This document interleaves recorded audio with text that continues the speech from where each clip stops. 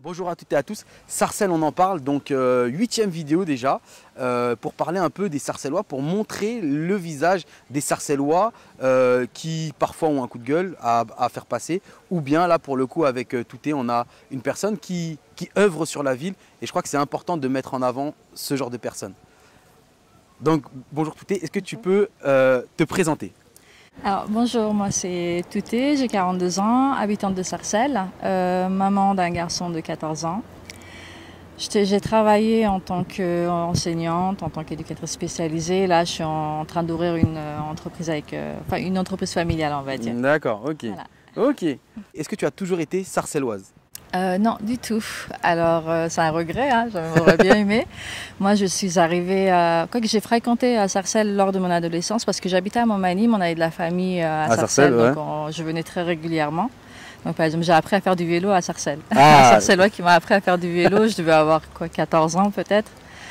Et j'ai commencé à habiter à Sarcelles et encore pas vraiment Sarcelles, j'étais vraiment à la frontière, j'étais à Stein. Et depuis 2005, non même avant, je crois 2002, j'habite vraiment dans Sarcelles. D'accord, donc plus de 10 ans déjà. Oui. Ok. Et est-ce que Sarcelles t'a bien accueilli? Oui. Sarcelles, en fait, je me suis sentie chez moi directement. Déjà, ouais. Ouais, vraiment, j'étais très épanouie. C'est un endroit où je suis à l'aise. Chose que j'arrive pas à ressentir, par exemple, quand je vais à Paris. Ouais. Où je trouve que c'est froid, voilà, les regards sont pas les mêmes. La chaleur humaine, je la retrouve pas, en fait. D'accord. Sans généraliser. Ouais, hein, bien sûr, bien sûr. C'est vrai que Sarcelles, ouais, on se sent vraiment en famille directement, en fait. Alors, est-ce que tu peux nous dire ce que tu fais un peu sur Sarcelles? Parce que, déjà, pour que les gens puissent savoir, c'est que on se connaît pas. C'est qu'en fait, je t'ai vu dans plusieurs manifestations et j'avais vraiment envie de t'interviewer parce que je trouvais que tu étais partout, que tu faisais plein de choses et je me disais que c'était très, très intéressant. Donc, j'aimerais savoir un peu, est-ce que tu peux nous dire ce que tu faisais, ce que tu fais à Sarcelles? Alors en fait, Sarcelles, d'abord j'agis toujours en tant que citoyenne, en tant que voisine, en tant que sœur, grande sœur des personnes de mon quartier notamment. J'ai commencé à travailler en fait dans la maison de quartier des Vignes Blanches. D'accord. Je faisais du soutien scolaire. Ok. Et ça m'a beaucoup rapproché des jeunes de mon quartier. Puis après j'ai été surveillante en face dans le collège en face à Gallois. Okay.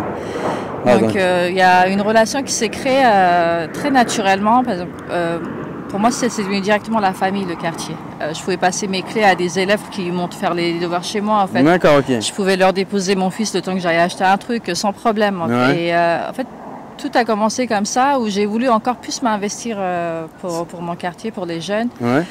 Et j'ai commencé par des actions de solidarité.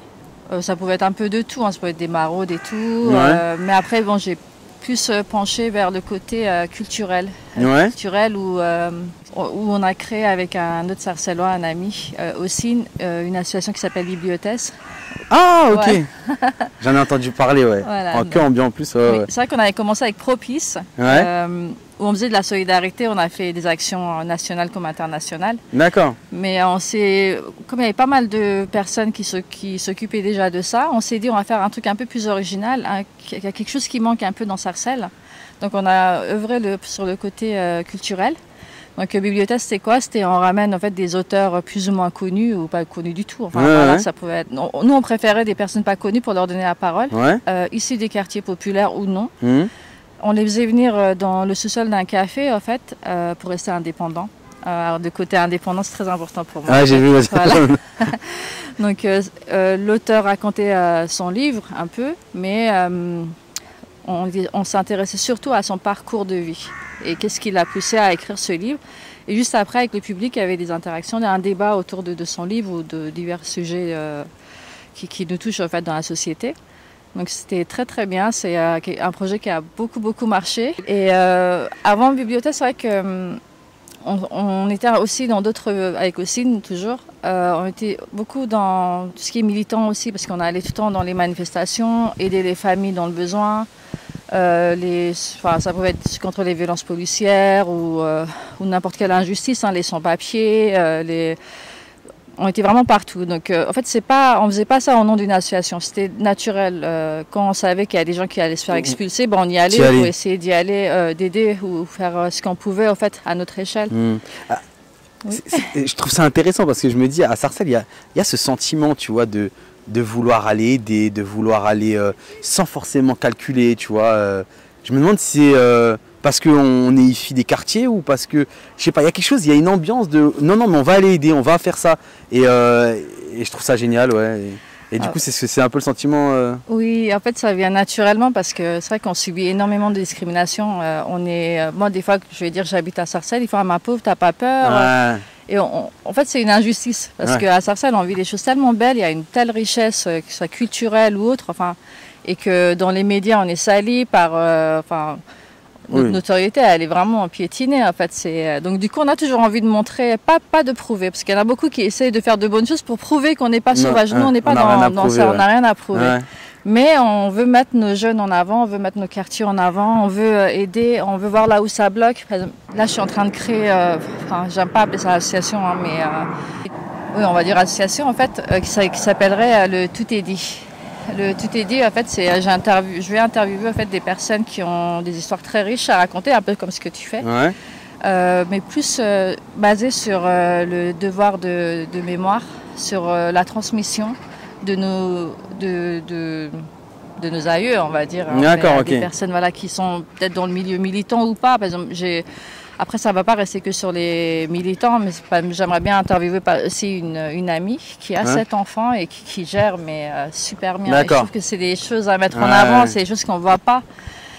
Donc voilà, je continue un peu comme ça. Ce ne sera pas autour de livres cette fois-ci, mais on aura toujours des livres quand même, parce que la plupart des personnes auxquelles j'ai pensé, il y en a qui ont écrit des livres aussi. Donc voilà, on continue. D'accord. Après, c'est vrai que je reste beaucoup sur le milieu militant face aux injustices toujours.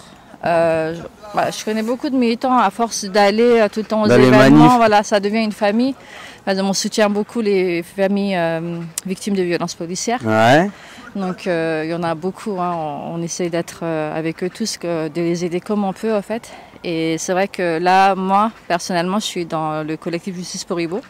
Skibo était sarcellois. Donc du coup, pour que la famille ne se sente pas seule, je me concentre énormément sur eux. C'est un soutien.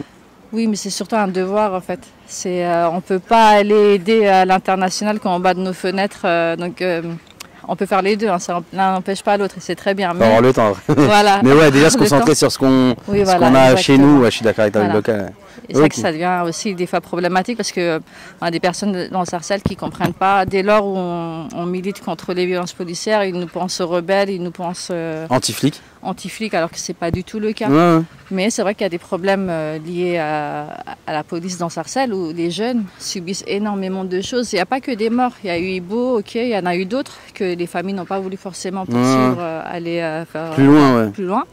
Mais on a eu énormément. Et il n'y a pas que les morts. Il y a tous les jours en fait, des arrestations, de l'abus de pouvoir, des jeunes qui n'ont rien fait, qui sont contrôlés de manière abusive, qui se retrouvent au poste et ressortent tous avec outrage et rébellion, des amendes, des je ne sais quoi. Tout ça, c'est une oppression, une oppression quotidienne. Ouais. Exactement.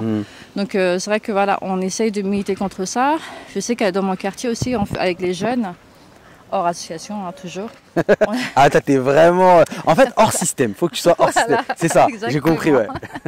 Mais t'as raison, hein, je pense que c'est la meilleure façon. Oui, parce que en fait, pourquoi hors association? Parce que souvent, on a l'impression que quand il faut agir, quand on doit aider, ou ça, c'est réservé aux associations. Alors que pour moi, non, au contraire, plus il y a d'associations. Et moi, ça veut dire que plus l'humanité n'est plus à sa place, en fait. Parce qu'on compte sur les autres pour faire. Alors pour moi, en fait, tout le monde, on est tous censés protéger nos jeunes. Quand il y a un jeune qui meurt dans Sarcelles, moi, ça me fait mal au cœur. Je me dis, je ne l'ai pas protégé, même si je ne le connaissais pas. Ce qui est le cas de Ibo. Mais je ne l'ai pas protégé. Pourquoi? On a eu Mohsin El Arami. Mohsin, je le connaissais très bien. C'était un élève, j'étais sa surveillante à l'époque. D'accord. Je trouve qu'on a tendance à trop vite oublier et à trop vite lever le pied. Et du coup, il y a un autre qui arrive. Ça revient. Ça peut être un autre sarcellois. Exactement. Donc c'est ça qu'on veut éviter et vraiment combattre. C'est pour ça qu'avec les jeunes de mon quartier, de nous-mêmes, hein, on a chacun mis un petit billet, on a fait un grand goûter, on a invité en fait, des intervenants. On a invité tous les jeunes de mon quartier, puisqu'au DEC et tout. Et on a fait venir un avocat, Arié Halimi, qui est aussi de Sarcelles. Ah oui, voilà. C'était pour qu'il leur fasse en fait, savoir connaître leurs droits face au contrôle abusif, Ah, c'est bien face ça. à la police. Parce que souvent, les jeunes ne savent pas. Et comme il y a des véreux qui savent qu'ils ne savent pas, ils se permettent de faire beaucoup de choses avec qui sont dans l'illégalité totale. Mais personne ne dénonce, personne. Parce que personne, quand on voilà, sait pas. Soit ils ne savent pas que c'est interdit, soit ils disent même si, voilà, que même quand il y a des morts, ils font rien, donc c'est pas pour nous que, voilà. Ouais. Du coup, l'avocat, il avait expliqué leurs droits, ce qu'ils étaient en droit ou pas de faire, on a des questions quand même, quand on leur dit, l'avocat leur dit, quand vous allez en garde à vue, demandez toujours un médecin et un avocat. D'accord. Alors, on a un jeune qui a dit, ouais, mais si je suis pas blessé, pourquoi je vais appeler un médecin? On a dit, oui, mais qui va attester que tu es rentré en bonne forme et que tu sors avec des hématomes partout? Il n'y a que le médecin qui dit, ah oui, voilà. Enfin, c'est des choses qui arrivent, mais malheureusement, nos jeunes ne sont pas au courant. Et ce que j'ai beaucoup aimé dans ça, on l'a fait plusieurs fois. Et on va continuer parce que c'est vrai qu'après il y a tellement d'événements, il y a eu Ibo entre temps. Ah, j'ai vu qu'il y a une grosse organisation, vous battez pas mal et oui, c'est c'est vraiment dur, ça a l'air d'être dur. Oui, donc du coup on continue, mais en fait voilà, le but c'est de protéger la jeunesse. Alors en un mot pour toi, Sarcelles, qu'est-ce que tu pourrais dire en un mot ou en une phrase, allez. Pour toi Sarcelles ça représente quoi? Sarcelles, on ne peut pas l'expliquer, il faut le vivre en fait. Ok. Bon, en tout cas, grand merci. Un grand merci d'avoir pris le temps d'être interviewé et c'est cool. Ok? Merci. Beaucoup, merci à toi en tout cas.